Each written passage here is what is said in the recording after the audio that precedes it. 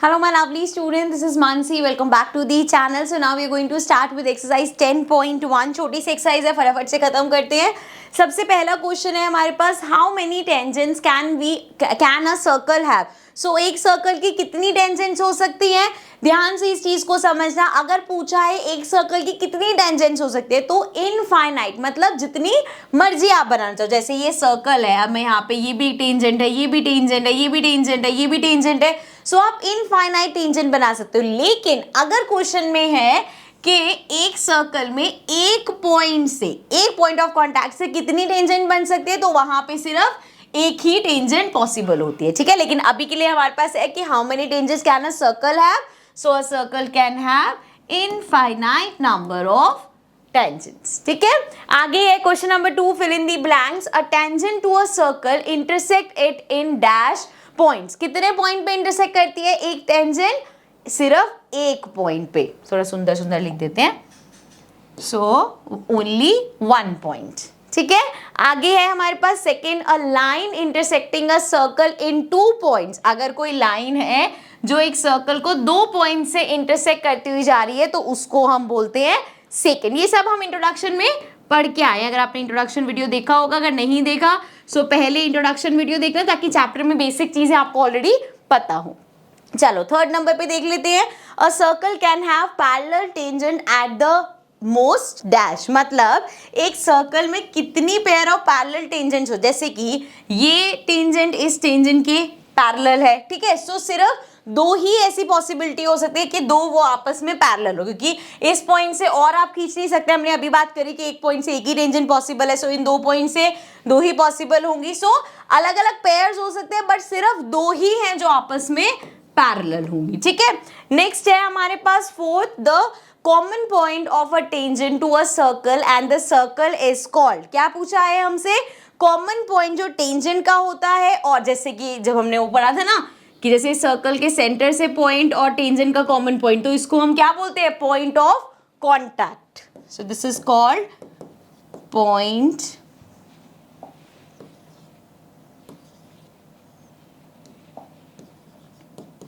Of contact.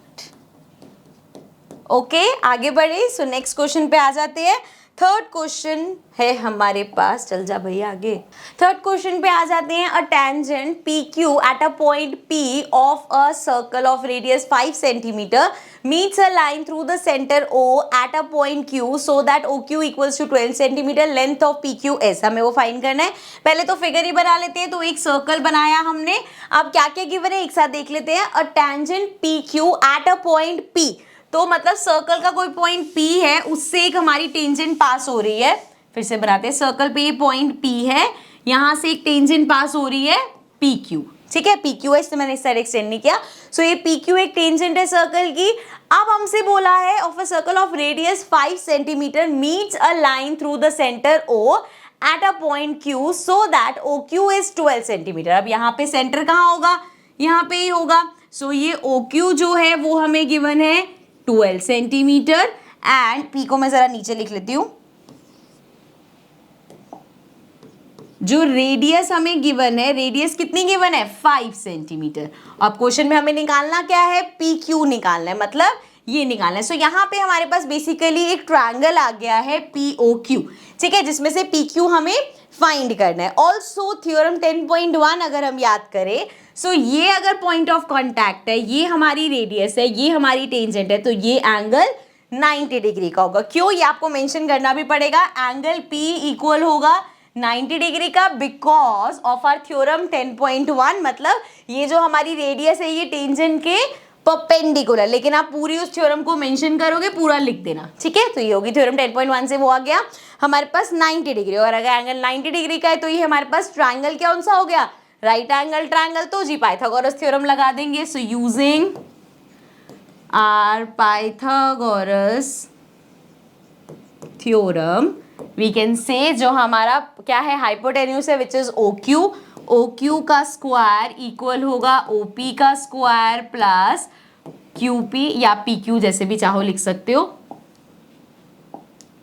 P Q का square. चलो O Q हमारे पास है 12 गिवन है, सो 12 का स्क्वायर हो जाएगा, इक्वल्स टू ओ पी हमारे पास 5 गिवन है तो 5 का स्क्वायर हो जाएगा, प्लस पी क्यू हमें फाइंड करना है तो इसको एज इट इज लिख देंगे पी क्यू का स्क्वायर। सो ये हो गया 144 माइनस 5 का स्क्वायर, माइनस क्यों कर दिया, 5 5 से 25 इधर आके माइनस हो जाएगा तो मैंने एक ही स्टेप में कर दिया, इक्वल्स टू ये आ गया हमारा पी क्यू का स्क्वायर। सो इसको माइनस कर लो, 5 6 7 8 9 10 11 14 9 आ गया हमारे पास, ये बचा 3 1 1। सो ये आ गया पी क्यू का स्क्वायर इक्वल्स टू 119, मतलब पी क्यू हमारा हो गया अंडर रूट में 119। सो देख लो अब कौन सा ऑप्शन है हमारे पास, ऑप्शन नंबर डी। अच्छा यहाँ पे वो नहीं लगा हुआ, बुक में देखोगे तो ये हमारे पास स्क्वायर रूट में ही है, सो डी इज दी आंसर। सो ये था हमारा थर्ड क्वेश्चन। नेक्स्ट क्वेश्चन पे चलते हैं।